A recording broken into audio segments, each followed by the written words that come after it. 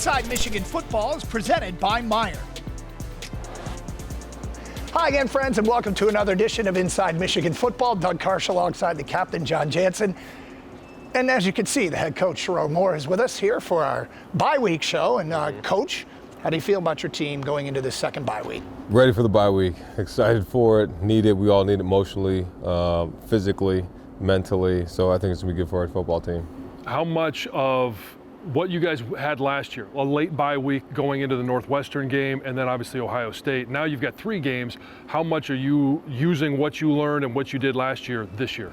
Yeah, a little bit of it. You know, we're obviously in a different situation, right? We're playing for a lot, and you know, we got to get some guys back, get some guys healthy. So there's some adjustments we're making and things we're doing from a practice standpoint. You know, yesterday was more of a corrections day. You know, tackling the things that, you know, things on offense that we need to fix, and defensively things that people will try to attack us on. So there was a lot of that, and then today as we get through, we'll have a good day, and then still give the guys some time off this weekend.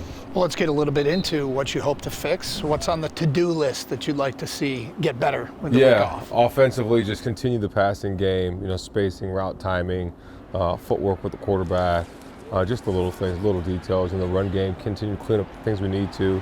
You know, obviously implement things that we know we want to use for these last 3 games, and you know, attack those things on defense. Continue to try to tackle well without bringing guys to the ground, being smart about that and getting guys back healthy on defense. How do you just talk about spacing and timing with the passing game? How do you improve upon that? Because as we're watching against Purdue, right, Donovan McCulley, that ball is literally right off his fingertips. Andrew Marsh, the same thing. How do you close that gap? I mean, there's some extra work that you got to do from route timing and spacing, and a lot of it is just one-on-one quarterback receiver doing those things to make sure that the footwork and the route timing is timed up, the back of the drop is timed up with the route, and then continue to do that throughout the couple days of practice, but also get their legs back, you know, get them healthy, get them full speed so that we can get those connections and be hitting on full stride. Defensively, defense has been pretty good, but I know you're a perfectionist, and so is Wink. So what's on the to-do list on that side of the ball? Continue to be great with our fits, play with better pad level. We feel like we're playing with good pad level, but it's not where we want it to be. Continue the hands, and then the tackling is always going to be a big piece of what we're going to have to do, especially in these last 3 games to go win. We've seen a lot of young guys defensively. We've seen a lot of young guys all season long. This is that time of the year where some other guys start to show up. Are there any young guys we haven't seen yet that we may see in the final 3 weeks? I don't know. We'll see. I think you'll see a little bit more of Jamar in these next couple games because, you know, he got his first really taste of action in the last game. Probably got a little nervous on that catch and drop. He jumped when he didn't need to. And those are things, I mean, he's still down about it. He still walk around the building. I'm like, dude, it's 48 hours or 64, whatever hours it is past, so like you're done with it. But we'll see some more of him. But, you know, I think the guys that we played a lot of young guys already. So I don't know how many more young guys we can play. We're the youngest team in the Big Ten. So we'll see who shows out in these next couple practices. When I take a look at this first 9 games, I'm going to bet both of you have the same favorite thing, and that is Nebraska, 8-minute and 47-second drive to kill the clock and kick a field goal and win it, and Purdue, 6 minutes to kill the clock, all on the ground. I know John loves that stuff, and I bet Purdue was even better because it was victory formation. Yeah, that was pretty good. It's like pretty good when you know you could have scored again and you didn't, and you see the box score and you see the stats and you see the scores. Like, man, it was only this to this. Well, like, we could have scored on the last drive, and it also happened in the Washington or Wisconsin game too. I think it was Wisconsin where we took the ball down to like the 3 and took a knee. So I think those things are pretty cool to watch as a former offensive lineman, but I just want to get better at everything. The next time you guys take the field, it's going to be at Wrigley Field. Yeah. We're certainly looking forward to it, to be in the booth and to be there and see a football field at Wrigley Field. Have you talked to the guys about what that environment's going to be like? Because it's going to be weird. On one side, there's going to be no fans, and then on 3 sides, there's going to be a whole lot of them. Not yet. You know, we're just trying to take this week and focus on ourselves and what we need to do, but we'll talk about it as we start next week and we start the prep for the game. Talk about some standouts. Your running backs have an outstanding start to this season, and Jordan Marshall's effort against Purdue was something special. You told me a year ago that you thought he was going to be as good as Blake Corum, and I was like, okay, Coach, that's a lofty comparison, but he's starting to look like it. He's pretty good. We'll see if he reaches Michigan legend status. That's hard to do, but he's got all the attributes and the work ethic to do that. He's tough, gritty. He's obviously shown the explosiveness. You know, people you probably question his speed, and then all of a sudden he's got 3 runs over 50 yards. So he showed that he can break the big one and he can run you over, but he's done a great job for us. You mentioned this is a different year than it was last year because you're playing for different things. It's a playoff mentality. How much do you talk to the guys about it's keep winning and you got a shot to be in the playoffs? Yeah, I mean, on Monday, we don't always talk about the goals and everything, but everybody knows, they all understand and see what we're at. And we talked about we're in the 3rd quarter of the season and we're playing for a spot to get in. So the importance of how you practice, what you do, how you prepare, you got to put everything you got into it to go take a spot. Final thing for me, your quarterback, talk about where you'd like to see him progress in this week. Yeah, continue to just, focus on the little things. Don't get too hyped up in anything else. Just be himself and continue to work as much as he can, and we'll be super successful. Coach, we appreciate it, and good luck with the week off. We'll see you in Chicago. Appreciate it. Go Blue. Inside Michigan Football is brought to you by Meijer, presenting sponsor of the 2025 Michigan football season and proud supporter of hundreds of local sports teams across the Midwest. And by Michigan Medicine. There's a difference between an answer and a Michigan answer. To find your Michigan answer, visit michigananswers.com.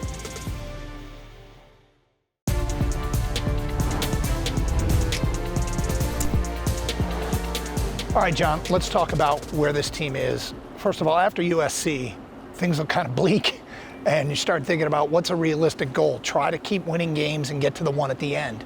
Well, they've done that so far. What have you seen that's allowed them to do exactly that? They're paying closer attention to details. Offensively, offensive line-wise, they've gotten back to what this offensive line can do well, and that's gap blocking.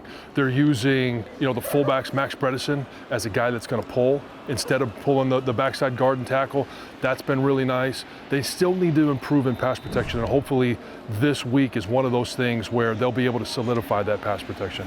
Last year, it was Game 9 at Indiana, where they started to really turn a bit of a corner and finish the season strong.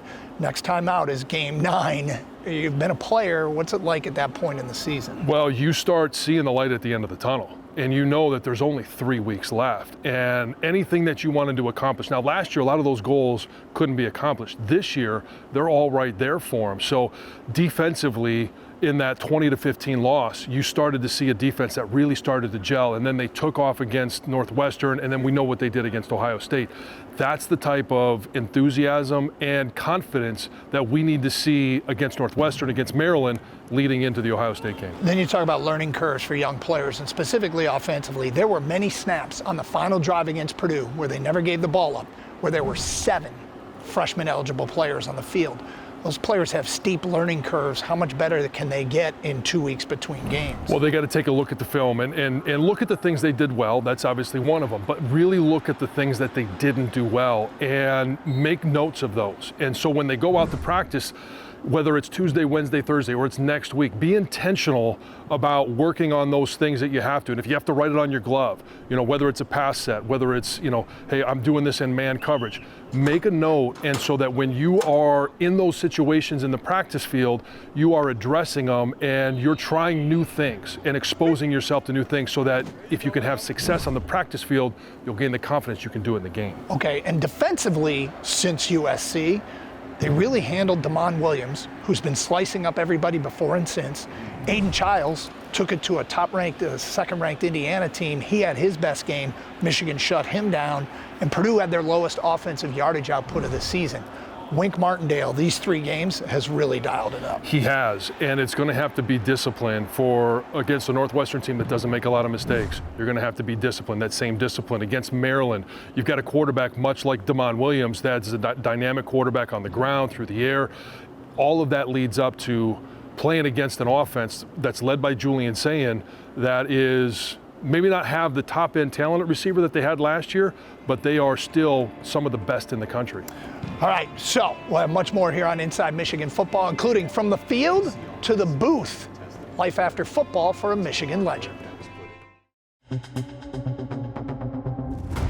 I retired from playing with the Bears right before the season started. And it just sucked. It was just like a really disappointing time, and I didn't know what I wanted to do. So in 2021, when approached to do a podcast breaking down Michigan football, he gave it a shot. And I was like, I really didn't want to because I resented football, but I was like, it's Michigan. So I said yes, kind of by the time the season was over, I did like an audit, and I'm like, you know, the best time I had throughout that fall was when I was talking about football. I wonder if I can turn this into a career.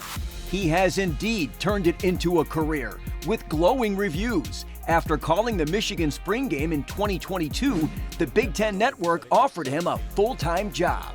I got that same exact feeling in the booth that I did as a player. You know, that was the one thing I'm like, man, now that I'm retired, I don't think I'm ever gonna get that feeling again, that nervousness, that excitement, that focus. Focus is a good word to describe Jake. He was that way as a player. It's simply baked into him. He asked those in the business what separates guys at the top from those who don't make it. And I was told that, you know, a lot of former players get it confused. They think they can just get into the booth and just talk about football, but there is a significant amount of prep. You know, if you're calling a game, it's 2 rosters, 2 coaching staffs, 2 fan bases, 2 storylines. But, you know, working for the Big Ten Network, that's 18 teams now. Jake told us he's always prepping, film study, chatting with coaches, being part of a production team. He told us it's exactly the same as being a player, with the exception of going on the surgery table every offseason.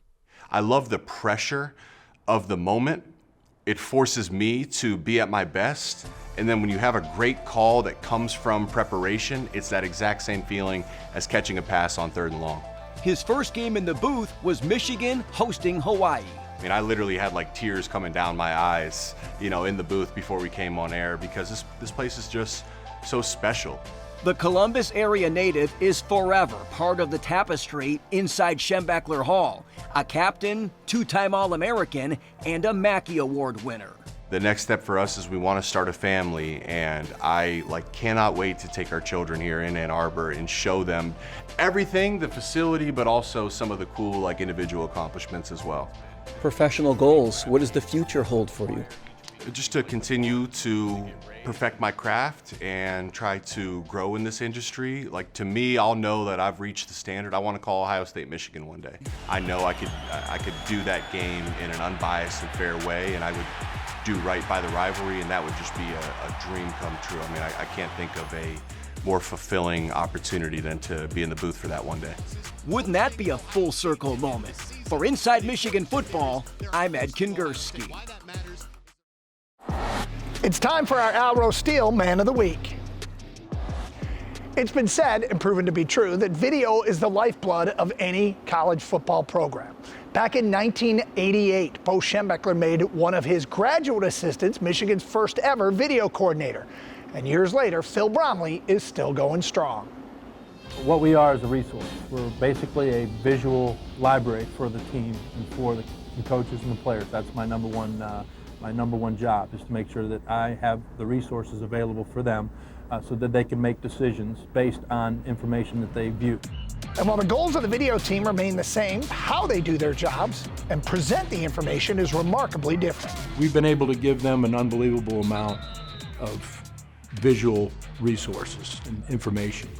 And it constantly changes. It's changing today. Standing alongside Phil the past 27 years is Kevin Undine. He focuses on the details. He's so good at that. I've never met a more hardworking, dedicated to quality, that work ethic. The team also has 11 students and 4 volunteers.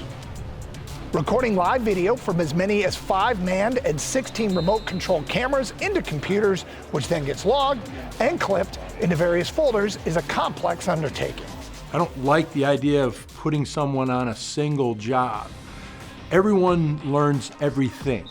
I think that really helps keep the motivation, keep the excitement, and keep the group cohesive. And that's been kind of our secret over the years. And while many teams provide iPads to coaches during practice, Michigan has replay video boards. I have those 4 volunteers that replay the plays, the team drills and the competitive drills immediately after the play is done. And it'll keep playing until the next play gets marked in and out. So during and after practice, coaches and student athletes get to watch what they want, whenever they want, from wherever they are. And we haven't even touched on what it's like on game days. We're the only ones in the building after a win. We're the only ones in the building after a loss. So either way, we got a job to do. We're going to give them the same quality. They're going to get the same product from us. That's part of being here at Michigan. I mean, it's the pride. It's the pride of this Block M, and wearing that and coming to work every day. We're going to do everything we can to get us a win on every Saturday. Phil was a two-time All-SEC center and All-American at Florida. And John, he was here when you were here. What do guys like Phil do for the players? Well, anytime, I mean, obviously they make all the cut-ups, they do all of the film, and there were a lot of times as a player I would tell Bromley, hey, I need, this look, this situation, this personnel group, and he would cut it up for us. Now it's a little bit easier now because it's all digital versus, splicing together film and doing different things at that time. But because he played the game, and especially the offensive line, when you ask him different things like that, it's easy. He pops right to it, and within a matter of minutes, you got it. And offensive linemen, as we have talked about, are the smartest guys in the room. I mean, the offensive linemen run the world, right? We've had presidents, we've had very intelligent and very dynamic radio broadcasters, Deerdorf being at the top of that list, and obviously Phil Bromley as our video coordinator. Well, much more to do here on Inside Michigan Football, including a different version of Jansen Vision straight ahead here on Inside Michigan Football. Welcome back. Basketball season opened for the Wolverines Monday night, and they raised last season's Big Ten tournament title banner before tipping off against Oakland. Michigan put on a show, setting a new program record for points scored in an opening half with 69. They finished with 121. Michigan tied the program record with 19 three-pointers, and for the first time ever, 7 Wolverines scored in double figures. Morez Johnson Jr. led the way with 21 points, all coming in the first half. And this was fun. Senior Charlie May, the coach's son, made his first career field goal as a Wolverine, which made his dad smile. 121-78 the final from Chrysler Center. All right, for those of you who think John is just a big dopey football guy, he was also a big dopey basketball guy in high school, as we see here, courtesy of your mom. John got votes for Mr. Basketball and was All-State at Clawson High School. Yeah, it's a long time ago, but basketball's still in the blood, and especially with Michigan basketball finally playing a real game. No more of this exhibition stuff. We played a real game. The Oakland Golden Grizzlies were in town, and I got a couple of plays for Jansen Vision. And I want to talk about spacing, Doug. Right. Let educate you a little bit here. We got Will Chetta, because Chetta make it all better. He's in the corner. And we've got good spacing here, we've got good spacing here, we've got good spacing, and it allows Morez Johnson Jr. to be all alone in the middle. This ball comes back out to the top to Elliot Cadeau, inside to Morez Johnson Jr. Now, Cheddar, get out of there. All right, that's the coaching point in there, but you allowed them the space in the big man to go in there, and we got some big dudes this year. We got 7-footers. In your day, were you Morez Johnson, or were you Cheddar, get out of there? Which one was you? I was Morez Johnson Jr. Okay, yeah, sure, yeah. And in fact, a little fun fact, playing in Chrysler in the state semifinals, that's where Lloyd Carr first saw the big dopey basketball player playing, and that's how recruitment started at Michigan. Wow. Yep. Did not know that. Yeah, my sophomore year of high school. Boy, those are the glory days. And so I got another clip here, and this is, I want you to watch Daimara, right? He comes in here, he's our big 7'3". He sets a record being the biggest, tallest, baddest dude, gets a good block. Now big fella run the floor. That's all we want to see right there. Hey, he's going to come down, he's going to clear it out, and this leads to Trey McKinney coming inside, and Michigan was so good. It was a lights-out layup. They shot so good, they shot the lights out of the Chrysler Center. That basket counted. Yes, it did. They counted that basket. They counted that basket. Then they had to figure out who turned the light. Great mystery in Ann Arbor right now. Who turned out the lights at Chrysler Center? We'll be on that. Perhaps have breaking news next week here on Inside Michigan Football. We'll see you then. Inside Michigan Football is brought to you by Meijer, presenting sponsor of the 2025 Michigan football season and proud supporter of hundreds of local sports teams across the Midwest.